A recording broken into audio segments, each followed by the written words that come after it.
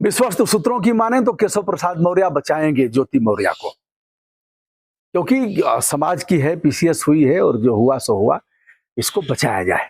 लेकिन inquiry setup हो गई है, आलोक का दाव सटीक बैठा है और पट्टे ने ऐसा छक्का मारा है कि शासन ने जब इंक्वायरी सेटअप कराया है तो कुछ न कुछ होगा ही।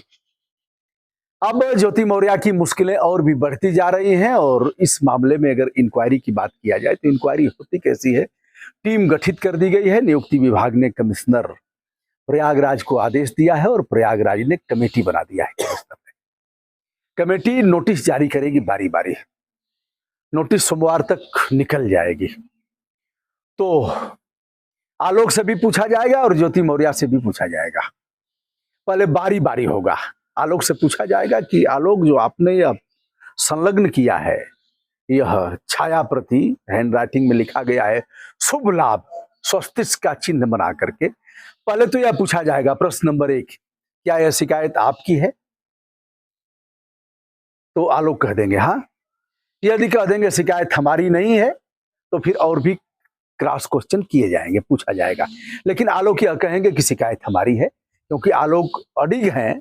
आलोक हर हालत में जांच को पूरा कराना चाहते हैं, क्योंकि अभी तक कोई सामंजस्य बैठ नहीं पाया है, आपसी तालमेल और समझौते की जो बात चल रही है।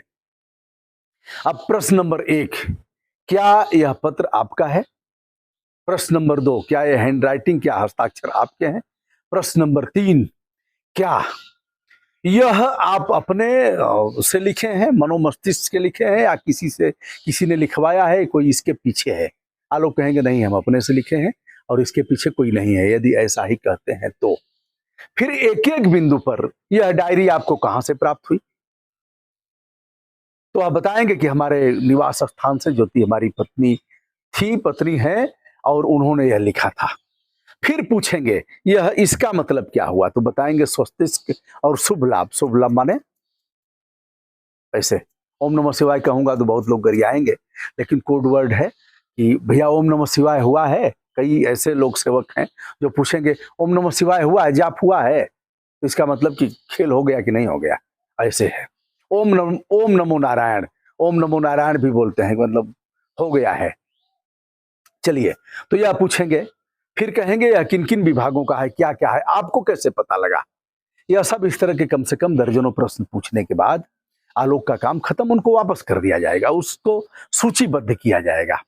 फिर उसके नीचे आलोक के हस्ताक्षर कराए जाएंगे, पढ़ करके सुनाया और यह लिखा और जो भी है मैंने सत्य सत्य बताया। उसके बाद ज्योति मौर्य को नोटिस जारी होगी। ज्योति मौर्य से प्रश्न नंबर 1, क्या यह हैंडराइटिंग आपकी है? अब वह क्या कहती हैं, हैंडराइटिंग तो बदला नहीं जा सकता। यह क्या है, स्वस्तिक का मतलब क्या हुआ, शुभ लाभ का मतलब क्या हुआ?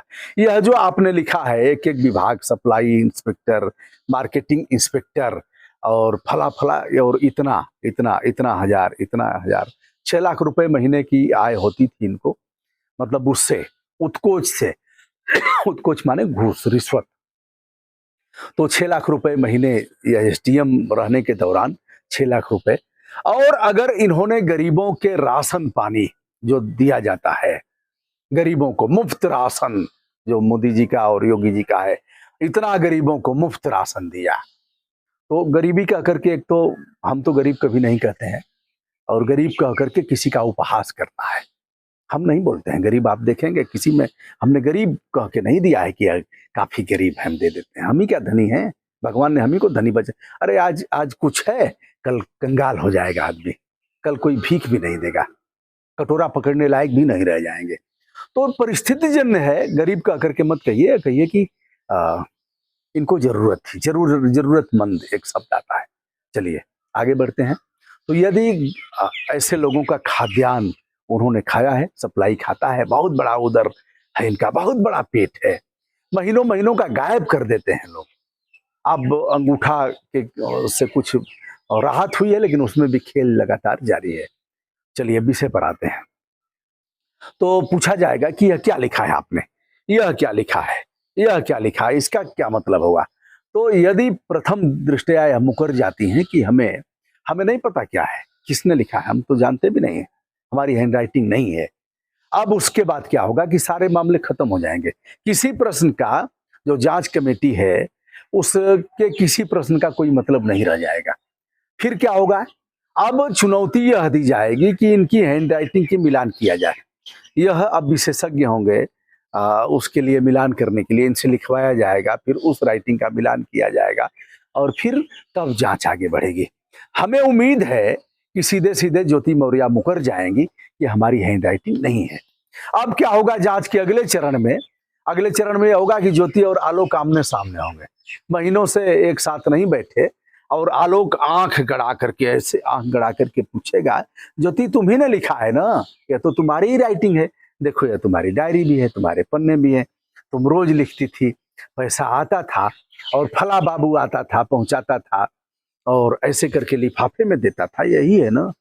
तो चोर चोर होता है। अगर ज्योति चोर होंगी और इन्होंने उत्कोच ग्रहण किया होगा तो ऐसे में वह सामना नहीं कर पाएंगे, आलोक का सामना नहीं कर पाएंगे। यानी चतुर्थ श्रेणी का कर्मचारी और टॉपर पीसीएस को पानी फेंकवा देगा। टॉपर पीसीएस की औकात नहीं होगी कि आंख मिला करके बात कर सके। जांच में और भी आगे है, जिन लोगों ने उत्कोच दिया है, रिश्वत दिया है, उन विभागों से भी बातचीत की जाएगी। अब वह तो देखिए, अब सीधी सी बात है, वह तो कहेंगे नहीं कि हमने घूस दिया है, और वह कहीं है भी नहीं उसमें, क्योंकि उनका लिखा हुआ तो कुछ है नहीं, पावती की रसीद कोई है नहीं कि हमने प्राप्त किया, हमने दिया। तो वह तो सीधे सीधे मुकर जाएंगे। यदि वह कहते हैं कि हमने दिया है तो क्या होगा? यदि वह कहते हैं तो घूस लेना घूस देना दोनों ही आपराधिक कृत्य है। ऐसे में उनके ऊपर भी रिश्वतखोरी के जो सुसंगत प्रावधान है वह मुकदमे दर्ज होंगे और वह भी जेल जाएंगे। इसलिए वह तो सीधे सीधे मुकर जाएंगे, इसमें ज्योति का कुछ नहीं होना है। अब असली बात रह गई हैंड राइटिंग की।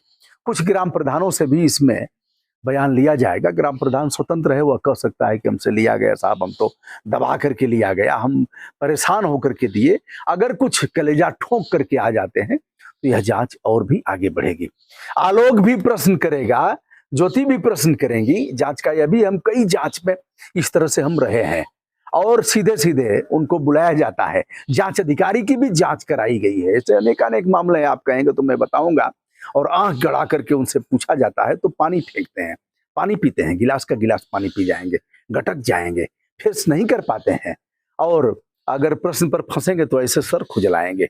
बड़े बड़े पीसीएस और ऐसे राजपत्रित अधिकारियों की बात, ऐसे बटन खोलेंगे, बंद करेंगे, तो इसका मतलब चोर है। जाहिर सी बात है, अगर उसकी एक्टिविटीज इस तरह से असहज है तो जान लीजिए। तो इस तरह से प्रति प्रश्न भी होगा, दोनों को बैठाया जाएगा। लेकिन यह काम इतना आसान नहीं है। इसमें जैसा कि कमिश्नर हैं विजय विश्वास पंत, और उन्होंने अपने अपर कमिश्नर, अपने एडीएम और एक मजिस्ट्रेट सिटी हैं, कुल मिला के तीनों वरिष्ठ पीसीएस अफसर हैं, तीनों को जांच में शामिल किया गया है और तीनों समयबद्ध इसकी जांच करेंगे। लेकिन नोटिस जाना, नोटिस सर्व होना, उसके आधार पर आना, फिर मेडिकल है, तबीयत खराब होना, फिर हम नहीं आ पाए, और यह वह चलता रहता है साहब। यह एसआईटी जो गठित होती है उसकी बात बता रहा हूं, इस जांच में क्या रखा है। फिर धीरे धीरे लोग भूलते जाएंगे, ऐसा होता है। लेकिन मैं इस तरह का दावा नहीं कर सकता, इस कमेटी पर चुनौती नहीं दे सकता, क्योंकि हाई प्रोफाइल मामला है। लेकिन जांच में जो होता है उसके आधार पर बता रहा हूँ, जांच चलती रहती है, ऐसे ही होता रहता है।